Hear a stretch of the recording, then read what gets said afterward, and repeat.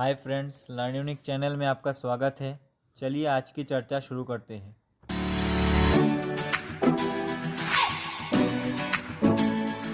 तो दोस्तों, आज हम डिस्कस करने वाले हैं जनवरी 1, 2021 से होने वाले कुछ मेजर चेंजेस के बारे में जो हमारी डेली लाइफ को प्रभावित करने वाली है। पहले नंबर में है चेक्स पेमेंट्स रूल। बैंकिंग धोखाधड़ी की जांच करने के लिए भारतीय रिजर्व बैंक ने कुछ महीने पहले चेक के लिए सकारात्मक वेतन प्रणाली शुरू करने का निर्णय लिया था, जिसके तहत 50,000 रुपये से अधिक के भुगतान के लिए प्रमुख विवरणों की रिकन्फर्मेशन की आवश्यकता हो सकती है। सकारात्मक भुगतान प्रणाली का ये चेक भुगतान नियम 1 जनवरी 2021 से लागू होगा। खाता धारक के विवेक पर इस सुविधा का लाभ उठाने के बाद बैंक 5 लाख और इससे अधिक की राशि के लिए चेक के मामले में इसे अनिवार्य बताने पर विचार कर सकते हैं। तो दूसरे नंबर में है कॉन्टैक्टलेस कार्ड ट्रांजैक्शन लिमिट। भारतीय रिजर्व बैंक ने कहा है कि कार्ड और यूपीआई के माध्यम से आवर्ती लेन देन के लिए संपर्क रहित कॉन्टैक्टलेस कार्ड्स लेन देन और ई जनादेश की सीमा 1 जनवरी 2021 से 2,000 रुपये से बढ़ाकर 5,000 रुपये कर दी जाएगी। आरबीआई ने कहा कि इस कदम का लक्ष्य है सुरक्षित तरीके से डिजिटल भुगतान को अपनाने के लिए, विशेष रूप से वर्तमान महामारी के दौरान सुरक्षित तरीके से भुगतान करने के लिए ये अच्छी तरह से अनुकूल है। आरबीआई गवर्नर शक्तिकांत दास ने कहा कि ये जनादेश और ग्राहकों के विवेक पर निर्भर करेगा। थर्ड नंबर में है WhatsApp to stop working on selected phones. लोकप्रिय मैसेजिंग प्लेटफॉर्म व्हाट्सएप 1 जनवरी से कुछ प्लेटफॉर्म से समर्थन वापस ले लेगा। समर्थित ऑपरेटिंग सिस्टम के बारे में उल्लेख करते हुए व्हाट्सएप पेज में उल्लेख किया गया है कि ये उन उपकरणों का उपयोग करने के लिए समर्थन प्रदान करने की सलाह देता है एंड्रॉयड रनिंग OS 4.03 और नया iOS 9 और नए चल रहे आईफोन और कोई OS 2.5.1 नए फ़ोन चलाने का चयन करें जिसमें जियो फ़ोन और जियो फ़ोन 2 शामिल है। चौथे नंबर में है कार प्राइसेस। कार बाजार की leader company Maruti Suzuki India और घर में बड़ी महिंद्रा एंड महिंद्रा अपने वाहनों की कीमतें 1 जनवरी से बढ़ाएंगी।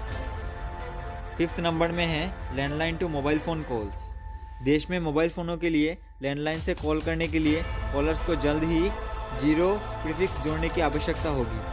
दूरसंचार विभाग ने नई व्यवस्था को लागू करने के लिए टेलीकॉम को 1 जनवरी तक आवश्यक व्यवस्था करने को कहा है। विभाग ने ऐसे कॉल के लिए शून्य उपसर्ग होने के लिए क्षेत्रीय नियामक ट्राई की सिफारिश को स्वीकार कर लिया है, एक ऐसा कदम जो दूरसंचार सेवाओं के लिए पर्याप्त संख्या में जगह बनाएगा।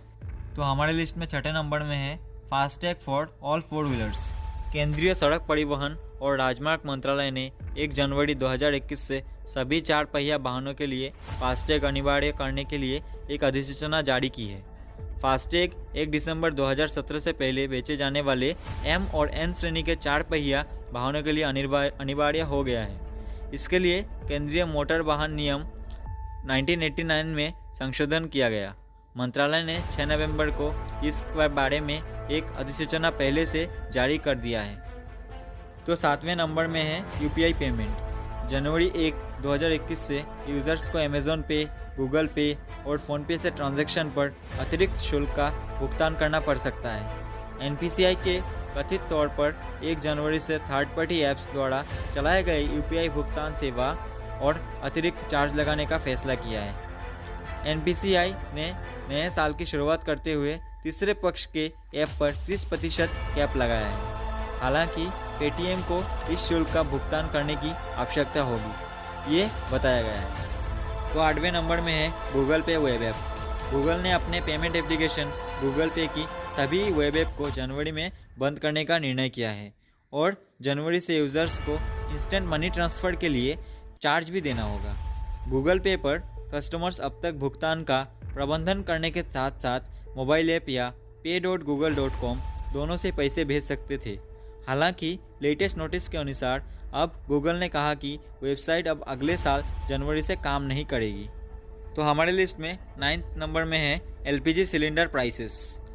ऑयल मार्केटिंग कंपनियां हर महीने के पहले दिन एलपीजी की कीमतों को रिवाइज करती है, जो इंटरनेशनल मार्केट में कच्चे तेल की दरों पर निर्भर करता है। ये कयास लगाया जा रहा है कि जनवरी से इनका कीमतों में भी थोड़ा डिफरेंस देखा जा सकता है। तो हमारे लिस्ट में 10th पोजीशन में है GST registered small business. News agency press trust of India PTI के सूत्रों के मुताबिक 5 करोड़ रुपए तक के टर्नओवर वाले कारोबारियों को जनवरी से 12 के बजाय जनवरी से केवल 4 जीएसटी बिक्री रिटर्न या GSTR 3B दाखिल करना होगा। मासिक भुगतान क्यूआरएमपी स्कीम के साथ रिटर्न फाइल करने की तिमाही में लगभग 94 लाख करदाताओं पर असर पड़ेगा, जो माल और सेवा कर जीएसटी के कुल कर आधार का लगभग 92% है। इसके साथ जनवरी से छोटे करदाताओं को एक साल में केवल 8 रिटर्न, 4 GSTR 3B और 4 GSTR 1 रिटर्न दाखिल करने होंगे। तो दोस्तों, आज की चर्चा यहीं पे ख़त्म करते हैं।